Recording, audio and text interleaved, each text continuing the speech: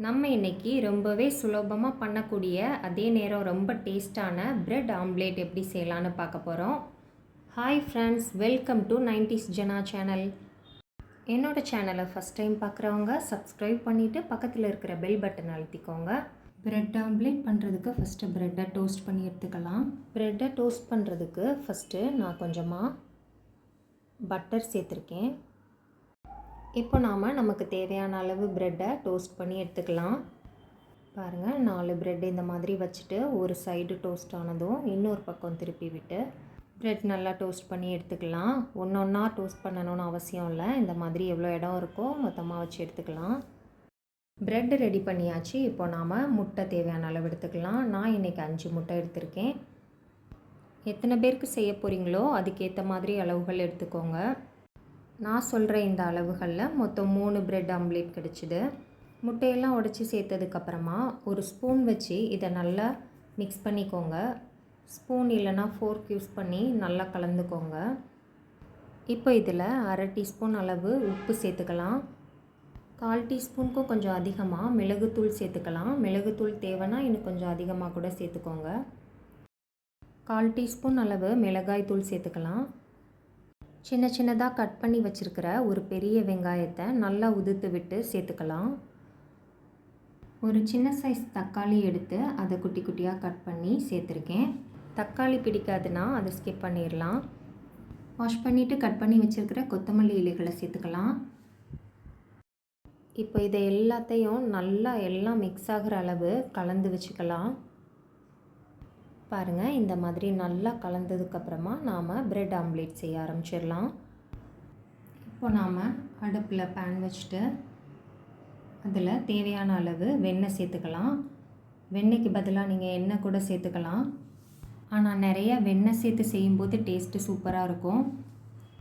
இப்போ நாம் கலந்து வச்சுருக்கிற முட்டையை நல்லா விரிவாக இந்த மாதிரி எல்லா பக்கமும் படுற மாதிரி சேர்த்துக்கலாம்.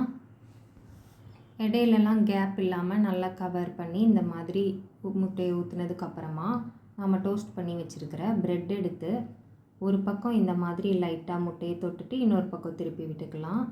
ஒரு சைடு முட்டையை நல்லா முக்கி எடுத்துட்டு இன்னொரு பக்கம் திருப்பி வச்சுக்கலாம். மீடியம் ஃப்ளேமில் வச்சு முட்டை ஒரு பக்கம் வெந்ததுக்கப்புறமா இன்னொரு பக்கம் திருப்பி விட்டுக்கலாம். திருப்புறதுக்கு முன்னே ஓரங்களில் கொஞ்சம் இந்த மாதிரி பட்டர் இன்னும் கொஞ்சம் சேர்த்துக்கிட்டிங்கன்னா எடுக்கிறதுக்கு ஈஸியாக இருக்கும். நான்ஸ்டிக் பேனில் பண்ணும்போது கொஞ்சம் ஒட்டாமல் உடனே வரும். இது இரும்பு சட்டிங்கிறதுனால இன்னும் கொஞ்சம் பட்டர் சேர்த்துருக்கேன். இன்னொரு சைடும் வெந்ததுக்கப்புறமா திருப்பிக்கலாம். திருப்பிட்டு இப்போது பசங்களுக்கெல்லாம் கொடுக்கணுன்னா சீஸ் வச்சு கொடுக்கலாம்.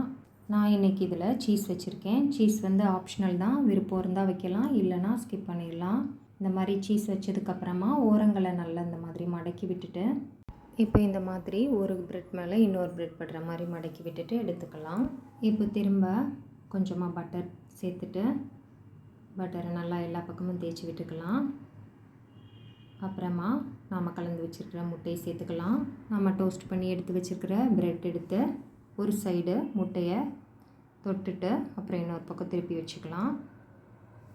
தேவைன்னா நாம் ப்ரெட்டுக்கு மேலே கொஞ்சமாக இந்த மாதிரி முட்டையை கூட திரும்ப சேர்த்துக்கலாம்.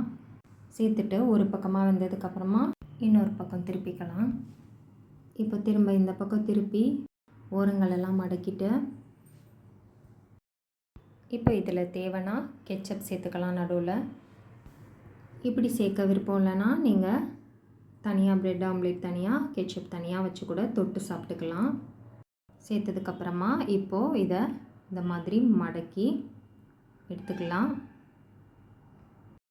இப்போ நமக்கு சூப்பர் டேஸ்டான பிரெட் ஆம்லேட் ரெடி ஆயிடுச்சு. இதை இந்த மாதிரி நடுவில் கட் பண்ணிவிட்டு வச்சோன்னா எடுத்து சாப்பிட்றதுக்கு ஈஸியாக இருக்கும்.